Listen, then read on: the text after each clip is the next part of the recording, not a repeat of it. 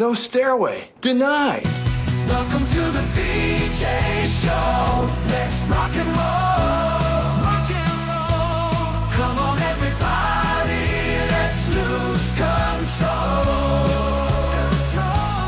Brad and John never wants to follow. Yeah, ready for the ride. It's the BJ Show. BJ Show. It is the BJ Show. I am Brad. That is John Combest, C-O-M-B-E-S-T. Good morning, John. How you doing today?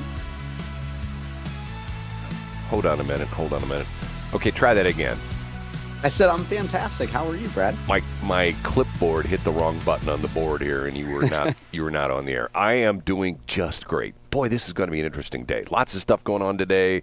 Got the elections, probably that's foremost. The polls, most of the area, open at 6 o'clock? Isn't that what they do at 6 o'clock? Every polling place in Missouri opens at 6 a.m. It's 6 a.m. to 7 p.m. all throughout the state. Is that a state law then? Yeah, it is. Is Jay Ashcroft driving around the state to make sure everybody opened at 6? You think he's doing that this morning? Yeah, actually, he had to take some time off because no matter what happens today, he's going to get his professional registration as an engineer. He's going to kind of close that chapter in his life. He's going to get that done.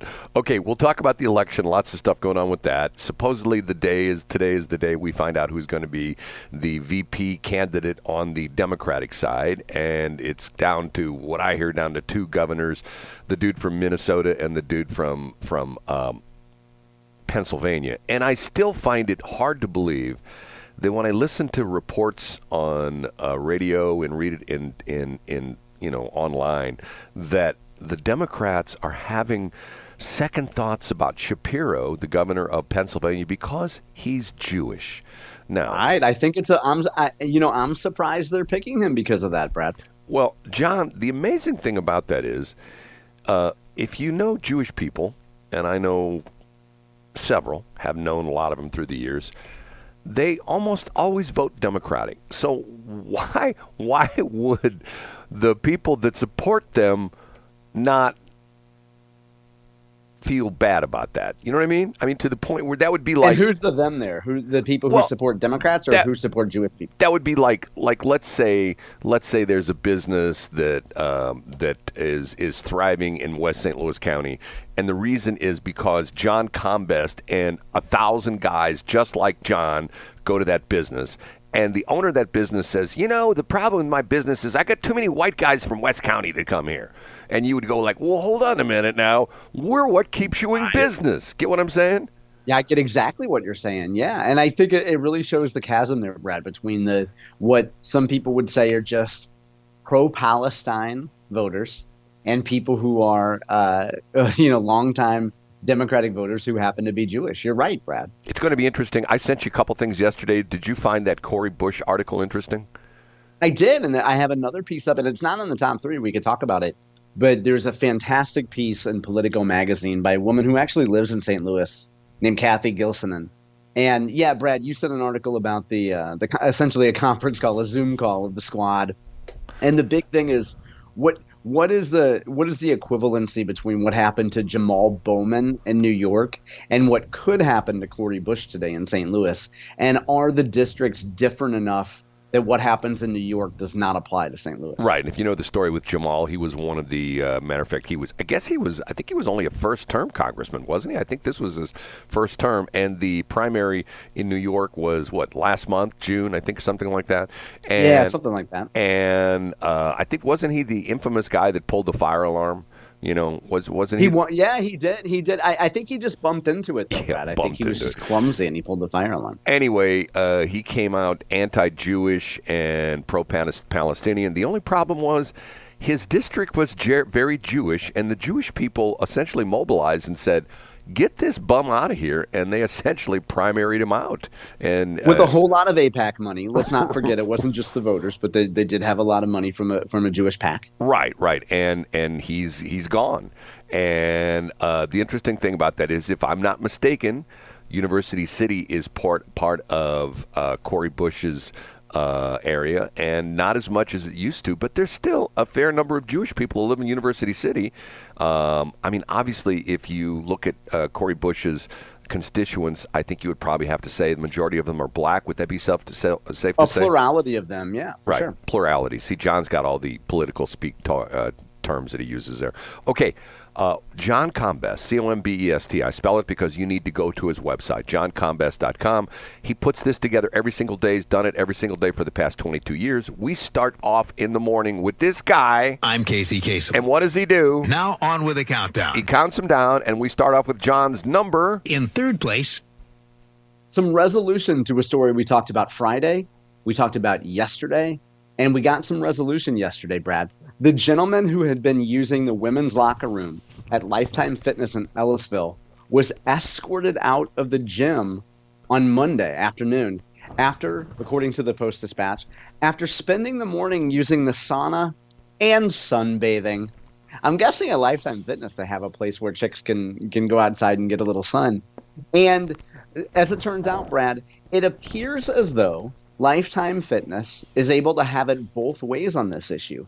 Because they're saying that they're not removing this man from the gym and not taking away his membership because the fact that he's using the women's locker room, but rather that he posted material to social media that you could identify as being threats. Now, Brad, I think we talked about these threats back on Friday.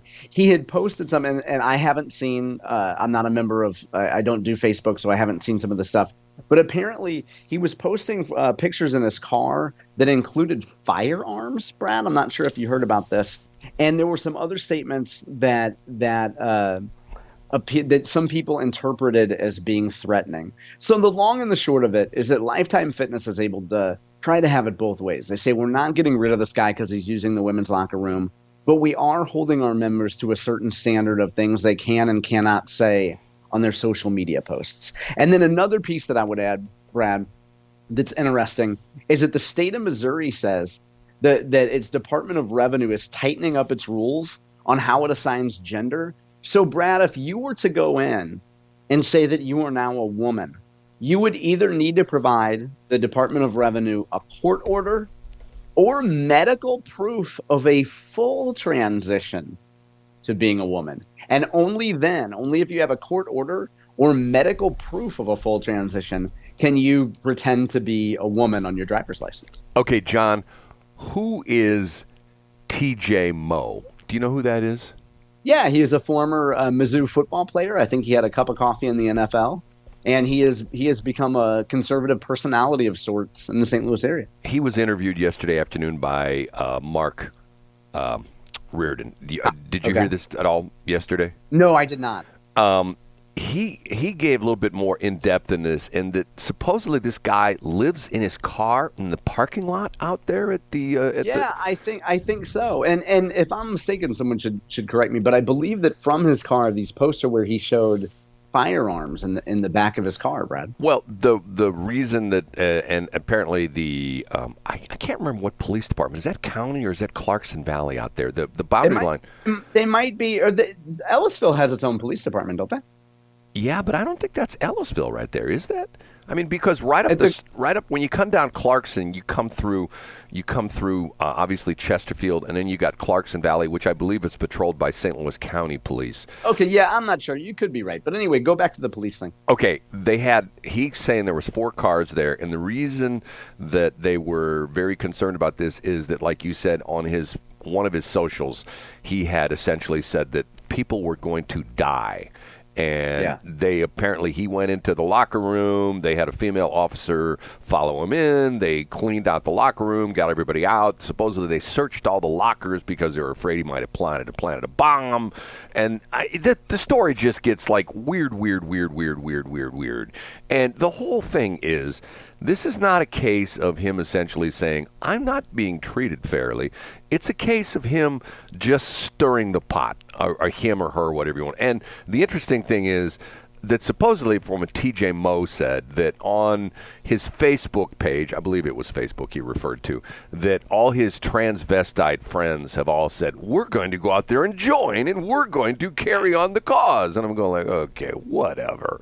You know, I mean, any of these people have jobs? Do they make money? And first off, That's a pretty ritzy-do health club. If you know, that's probably one of the fanciest health clubs in the entire St. Louis area. That can't be cheap. Do you know what the pricing is? Don't know, but if I had to guess, I would guess it's probably in the neighborhood of $100 a month. It ain't Planet Fitness, I guarantee you that. It's not $10 a sure. month. So the whole thing is just sort of bizarre. So his membership has been revoked, and guess what? You know, I couldn't believe that Mark Reardon didn't immediately call him on the phone. Also, TJ Moe referenced the fact that Andrew Bailey's getting involved in this. Did you know that? That's for sure. Yeah, and I think TJ Moe has posted about how much he likes Andrew Bailey. But yeah, I mean, TJ Moe does a good job. He has a strong social media following, and he uses that platform to bring attention to a lot of issues like this. So what does I'm just mesmerized by the fact that Lifetime Fitness has an area for people to do sunbathing. Brad, maybe that's on the roof. You know, I'm not the type to drop a lot of money on a gym membership, but you know, maybe that's on the roof. They let you go up on the roof. They've got like a that could be. You could actually be right about that. That's quite a facility. So that's our number one story, Brad. They got a maintenance ladder that goes up to the roof. Okay, no, that's the number 3 story, John. Number 2 is coming up. Up a notch to number 2. Number 2. A story from the Post-Dispatch's Mark Schlinkman about a family we haven't talked about on this show, Brad, the Walton family. And not to be confused with the Walton family of 1970s and 80s fame, but the Elbert Walton family. Specifically the fact that in North St. Louis County, there are 7 members of the Walton family who will appear on today's ballot. Now, for most folks who listen to the show are not in Franklin County and are not even in the St. Louis area. So to give an analogy of what the Walton family would be like, I would compare Elbert Walton to like a Steve Tilley, who was a former state legislator and a consultant, a businessman. I would also maybe compare Elbert Walton to a guy like Jeff Rowe, who's a political consultant. And I make that analogy, Brad, because if you're one of the folks that Elbert Walton has beat in a Democratic primary, or who a family member has beat in a Democratic primary, you think Elbert is a terrible guy and a bully and a crook. And if you're one of these good government people who's always about transparency and we need to stop the corrupt lobbyists from doing things, you definitely hate Elbert Walton and you think he's the devil.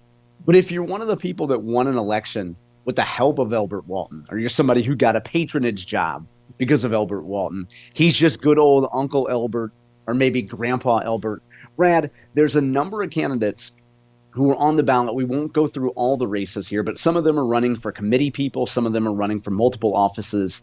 The highest profile race is Elbert Walton's daughter, named Angela Mosley, is running to defend her state Senate seat from a woman named Representative Chantel Nixon Clark. So 2 of Elbert's daughters are on the ballot. 2 of his granddaughters are on the ballot and may get elected to the Missouri House. The Elbert Walton dynasty is huge in North St. Louis County. If you're a Democrat in North St. Louis County, you're probably either a friend or foe of these folks. And a lot of old battles will see another round today on the ballot in Democratic primaries. Now, this is not the Walton family of the Walmart fame, correct? That is correct. Yes, this is surprisingly not related to Sam Walton. None of them drive a truck and give a lecture about how Monday is the best day of the week. or own sports teams, which is or own sports right, teams. which is one of the that's all the son-in-laws, because all the son-in-laws own the sports teams, because they're not actually blood Walton, they're married to Waltons. Okay, so that's the story on that. We done with that one? We are. Number 1. The number 1. Of course, Brad, it's primary day, and people who follow this stuff, people who've been out sweating for the last several days, weeks, months, will finally get a reprieve at 7 p.m. tonight. I have a link to a number of last-minute hitches.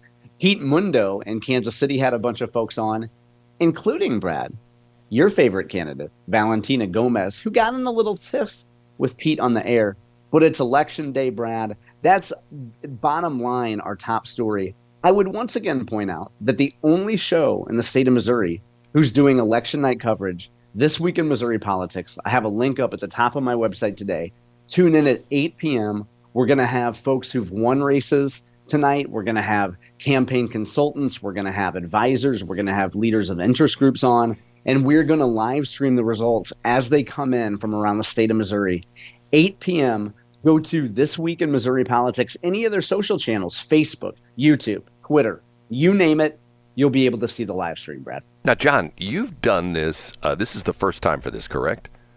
This is the first time Scott has done the live stream, correct? Now, and you're a regular in Jefferson City. You go there, what, about once in every 15 years or something like that? This is my second time this year, and before that I hadn't gone in 15 years. OMG, twice in 1 year? What is going on? I know, and you know what? Depending on how the show goes tonight, if Scott chooses to do this again in November, maybe I'll go down a third time. Can I tell you I was in Jefferson City on Friday? Did I tell you my trip to Jefferson City? We didn't talk about this, did we? No, you didn't. I went down with my license plates, which I had my problem with my license plate that didn't exist, which over the past year, I've had this plate for a year. It's a personalized plate. Had for over a year. I've been pulled over 4 times. And the last time I was going to get a ticket, why was I going to get a ticket? Because the plate wasn't in the computer system. They'd run my plate, and it's an interesting plate. If you know what goes on with law enforcement nowadays, the guy's got the computer sitting there. He's got the laptop with the laptop mount, and they can literally, driving along, run your license plate. They don't have to call it in the radio anymore. And mine's super easy because you just go toop, toop, toop, toop, toop, 5 strokes, and bang, it's in, okay? And it comes back not on file. So I had to get this taken care of. My normal trip to Jefferson City is capped off by my most favorite thing. Wherever I get done Jefferson City, I drive up 63 to Columbia, and I have dinner at Zaxby's. But you know what happened this time? No, what's that? Zaxby's is out of business. No way, really? Yeah, they closed. They originally had 2 locations in Columbia, and then they only had 1 right there at 63 and what is that, Stadium or Broadway or something like that. I think it's Stadium. And it's gone.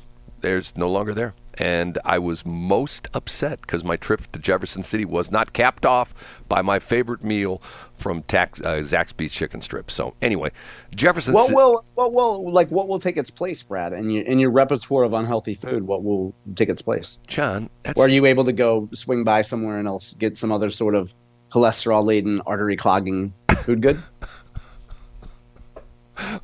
John, never making judgments on how other people eat.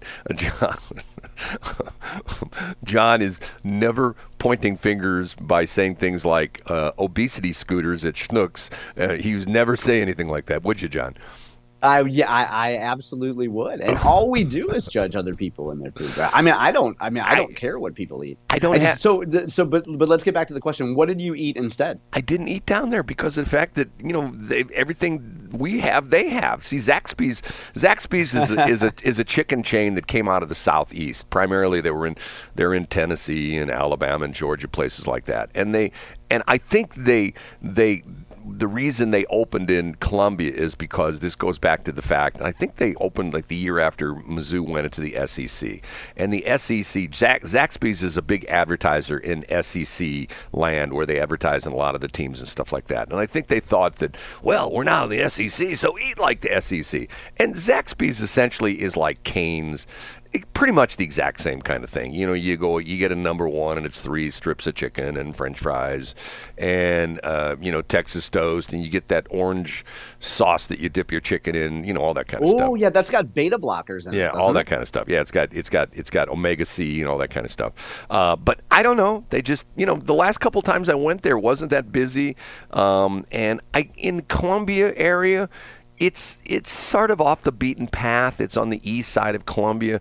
And if you know the Columbia ritual there, most of the places are on the north and the west side of Columbia, particularly along where the mall is and places like that. That's where a lot of the activity is. And as you're coming up 63, once again, this is sort of on the edge of civilization of Columbia. And I'm not trying to say it's like out in the sticks, but the road that you get off on, I think in one direction it's Stadium, the other direction it's called Bluebird or something like that. It only goes for about a quarter mile and it dead ends in the middle of a field. So when I say it's on the edge of civilization in Columbia, I'm not too far off from that. So anyway, no more Zaxby's. Well, you had a punch card, Brad, and you were only 2 punches away from getting a free stent. John, the hospital, STENT. Can I tell you? So just think, maybe if you go to the Southeast sometime, you can get one of those. I don't do punch cards. I'm not a loyalty guy. I don't do any really? of those. No, I don't do any of those things. I think to a large degree, To me, it's more stuff that you have to worry about.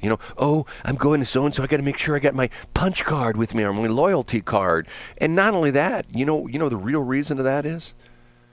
Well, I mean, obviously they do it as a marketing gimmick, but why else? Those punch cards are embedded with GPS chips, and they know where you're at all the time. I didn't know You that, didn't know that? Brad. If you go to Schnucks and you put in your phone number, like if you're in the Schnucks loyalty program, you check out, self-checkout, you put in your phone number. They now have that thing with the guys at Google where they track your phone and they know exactly where you're at. And what's interesting, I think the big takeaway from this conversation, what's interesting, your general dislike for loyalty programs is, let's be clear, on the record, Brad doesn't want to have too many things to try to keep track of in the course of a day. I got too many things already. I mean, wait, Brad, you think that might be my point? You think? You think? Well, I mean, I don't hardly do anything. I mean, I don't, I don't have anything going like the 25 God Squad prayer line or the 557 I'm sorry line or godsquad.cloud or any of those kind of stuff or Westplex 1071 or the Westplex Chamber of Commerce. I don't have anything going like that, John. It is a beautiful amalgamation. It's a beautiful pastiche, Brad, of projects that you have. I have no idea what you're talking about, John. Okay. And I am kind of sad we have to take Zaxby's out of snarfitup.com. Well, they were never in there. That 2-for-1 deal we had with the Hawthorne Inn was a banger. The Hawthorne Inn deal is always very, very popular, and because you've never been there before, and it was. Matter of fact, I think they're celebrating the 30th anniversary. There aren't too many restaurants in the last 30 years. You have to be really good, and they are good. It's excellent food, John. You've never been there before. You don't know what you're missing. And just like a lot of the things, John doesn't know what he's missing by not watching The Big Short. But anyway, that's a whole nother story. Okay, lots of stuff to talk about. I got a whole list this morning. Thanks for checking out the Brad and John Show podcast. This segment of the show is brought to you by John Combest's book, Stalking, Harassment, Internet Trolling, A Guide to Recovering and Rebuilding After Online Attacks. It's a great reference if you've ever been the unfortunate target of a social media attack. It's available on Amazon. Just search John Combest. That's Combest, John Combest, and the book will show up in your search results. Now it's time for another segment of the Brad and John Show. Can you handle it?